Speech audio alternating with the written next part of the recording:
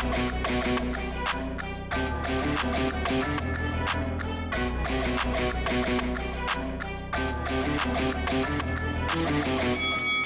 guys, welcome to Boxing Squared for boxing news and views from around the internet.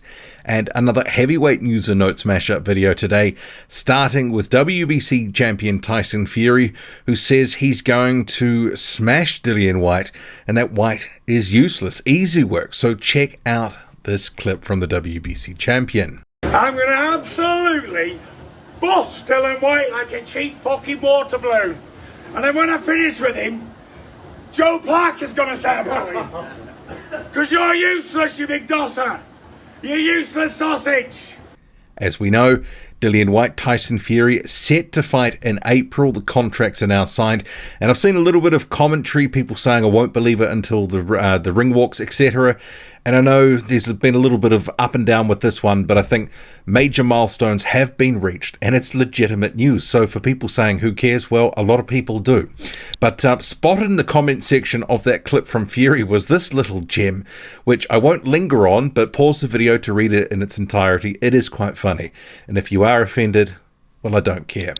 Moving on. So you've also got Tyson Fury doing basically a 180 from that first clip where he said Dillian Whyte was useless. So a bit of a different tone and tenor as he announces that he's about to go on a total blackout until after the fight, April 23, 2022. He says there may be update vids, but it won't be from him. God bless. Hi, Tyson Fury here, aka the Gypsy King.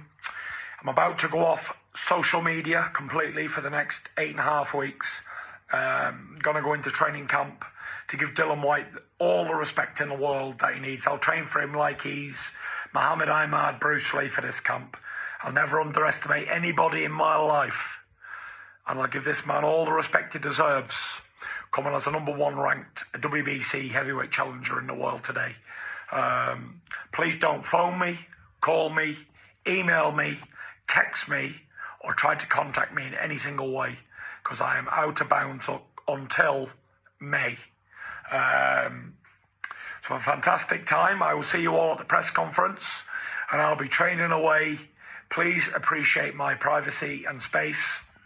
Until the press conference, guys, I shall see you all soon. Peace out. Fury has also confirmed some of his sparring partners. You've got Jared Anderson, also David Adeleye and Martin Bakole, and some of these make sense for different reasons. Jared Anderson to feature on the undercard, that's been well signalled by the likes of Bob Arum, and given David Adeleye being brought into the fold here, probably also likely to feature on the card.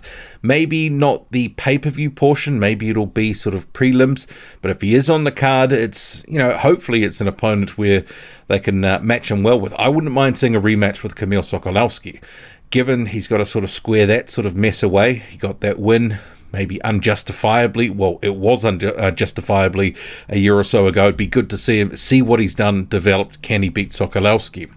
And Bakole, he's got an upcoming fight against Tony Yoka in March. So makes sense for all sorts of reasons. Anderson at least will be on the card. Bakole fight coming up. And you'd have to say, well, this is a signal that David Adeleye may be on the card.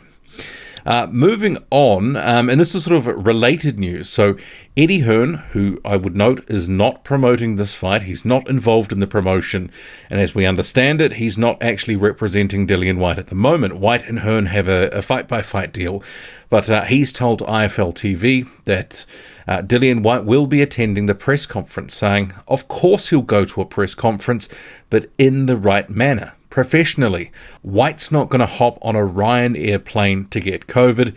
Treat him with respect. So I'm not sure if that's asking for a private jet or something similar, chartered plane. Perhaps it is, but we will see what happens with the press conference and whether they're both there. Tyson Fury and his team have said that Dillian Whyte wants extra money to go to the press conference. A couple of quick hits. So Eddie Hearn, and this is kind of like an announcement about an upcoming announcement, which, you know, these are sort of maddening. But he has said also to IFL TV that Anthony Joshua, the former unified champion, he's now made a decision regarding his training team for the Oleksandr Usyk rematch. However, does not expect to announce this until he starts camp. So who knows when that's going to be. Originally, they were talking the fight maybe around April or May. I've got the feeling it's probably more likely to be June. Joshua loves to have long training camps. We're not in the camp yet. Obviously, the longer the better with a new trainer, especially because you've got a new trainer. But then again, who knows? Maybe Rob McCracken's still going to be part of the setup. It's kind of been a little bit all over the place about what's going to happen. So who knows what's really the crack until it is formally announced. But we've just had an announcement about an announcement. And also, Oleksandr Usyk and his manager, Egis Klimas, they're in the UK this week. Eddie Hearn has stated that they will sit down and go through venue options for the Anthony Joshua rematch in late May, June. Financial deal already done via rematch clause. And that's per Michael Benson, quoting the DAZN boxing show. See, that fight is slipping out, so they're now talking June. So it was never previously mentioned as being that late. It was always sort of April, May. But who knows? Maybe it'll even slip into July at this rate. Nathan Gorman, who's now fighting on Sky under the Wasserman boxing promotional banner, he will be facing Scott Alexander on a card in Newcastle the 2nd of April. And actually, I don't mind that.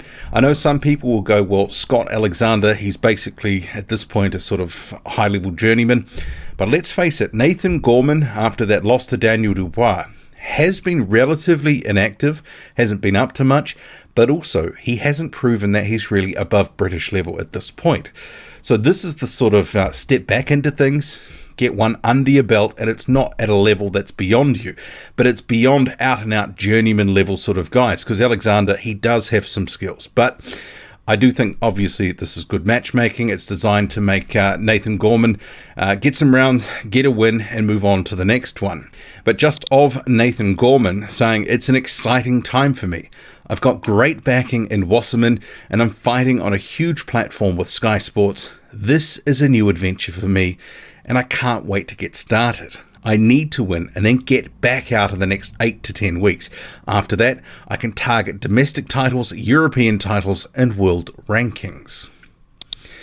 And coming up this weekend on a Sky and Boxer card, the first time, and I didn't realise this, that the Scottish heavyweight title has been contested in 71 years. Well, that's what Boxer is saying, that the last time it was contested 71 years ago. So that's a long time between drinks a few summers ago.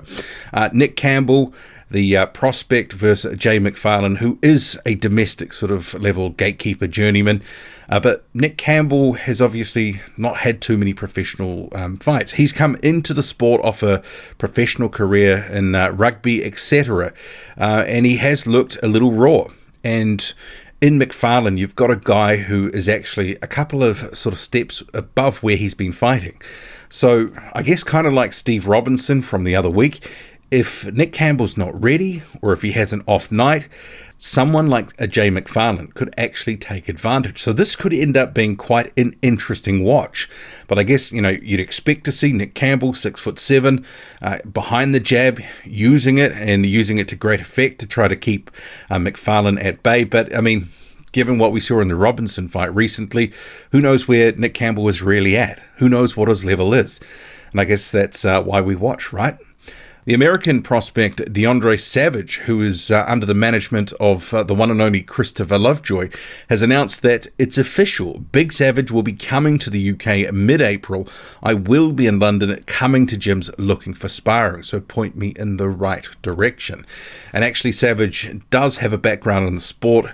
He does have some amateur pedigree about him, whereas obviously Christopher Lovejoy has come to the game late, and obviously it's mostly been his mouth selling himself. And rounding out this heavyweight news mashup video, so you've got the German prospect Christian Thun on the left, and obviously Shannon the Cannon on the right, acting as a hype man, so Thun breaking a bag. So I'm not playing the audio because there's music in the background. I will get a strike or something similar. But Thun, he is an interesting talent, 6'8", 6'9", decent skills. He has been brought along relatively slowly, but he could be due for a breakout year. Anyway, what do you make of it all? Drop a comment, loud and often. Hit like, hit subscribe. Follow me on Twitter, boxing_squared. I'm out.